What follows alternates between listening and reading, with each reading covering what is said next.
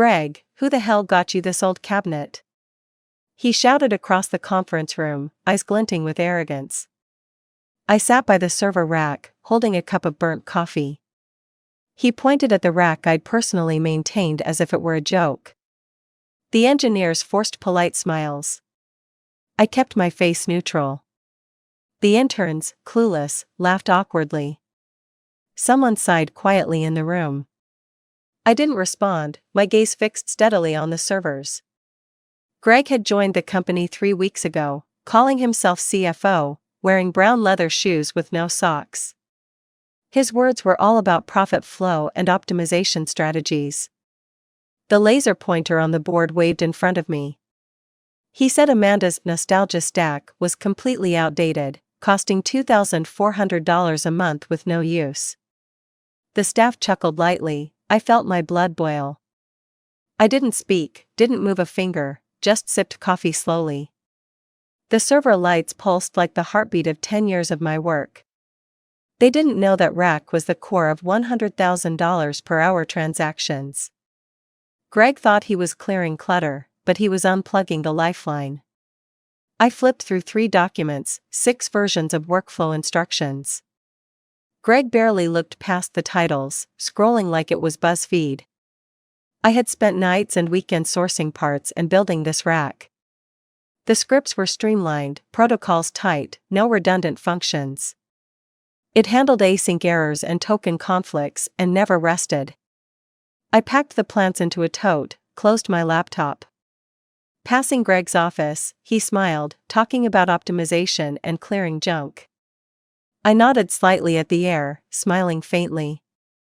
At 8:47 a.m., facilities pushed the server rack inside. One carried an energy drink, another chewed cereal.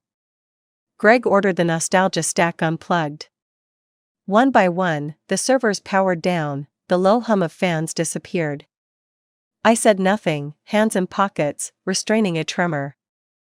The night before, I exported backups to a private terminal. I created biometric encrypted USB drives with recovery scripts and logs. Failsafe Protocol 9XO was ready to trigger. I drafted emails to the legal team, documenting potential risks. HR's Tanya saw me and blinked at my remote work plan. I left via the back stairs, as familiar as during a relocation. The server rack was my life's work, not decoration. Facilities dragged it out like an old couch. I didn't panic, the plan had been long in place. At home, I activated the mirror node, quietly monitoring transaction flows. Payment confirmation cycles slowed, duplicate IDs increased. Errors silently accumulated like termites gnawing at dry walls. Greg was still on Zoom, laughing, calling it a minor issue. I watched my dog nibble crumbs and sip coffee in the kitchen. No one knew the server rack corrected transaction flows. Without it, token aging and overlap caused repeated refunds. I checked logs, it slowly recorded every anomaly. Ethan discovered token sync delays and piled up order reports. Greg fired him. I monitored via mirror systems without intervention. 2 days later, customer complaints surged, refunds piled up by dozens. Social media posts spread, affecting sales and reputation. The cloud dashboard still showed normal operations, masking the crisis. Amanda's mirror nodes logged every anomaly to ensure data integrity. Greg panicked, calling cloud providers, no solution. Saturday, 7:58 a.m., an emergency meeting was called, only a few turned on cameras. Greg said the transaction pipeline was just minor fluctuation, everything normal. I observed from home, transaction flows deteriorated slowly. Sales and financial data mismatched, Slack descended into chaos. Token drift worsened, orders expired, refunds triggered automatically. Customers complained of stuck orders and failed purchases. Greg remained ignorant, calling it momentary turbulence and suggesting hydration. Legal demanded Protocol 9 documents. I received emails, stayed silent. 1:27 p.m., Miguel messaged, "Do you know what's going to happen?" I replied, "They unplugged it." facts emerged. The company fell into chaos. Sales queues jammed, refund queues ballooned. Cloud backup nodes couldn't correct errors independently. Token drift accelerated, triggering duplicate transactions. All financial data became unreconcilable. Customer complaints surged, damaging the company's reputation. Junior developer Ethan quietly terminated. Slack and the help desk became battlefields. Greg and his team's attempts to fix the system failed at every step. Mirror nodes kept logging errors, no one could intervene. Data discrepancies became visible, impossible to hide. Cumulative sales differences compounded exponentially. Saturday, 11:42 a.m., during weekend promotions, the system completely crashed. Order confirmations disappeared, customers were trapped in loading loops. Influencers posted screenshots online, drawing massive attention. The system auto-refunded $600,000 within 2 hours. Internal dashboards froze at 12:03 p.m. Slack became a horror story of data chaos.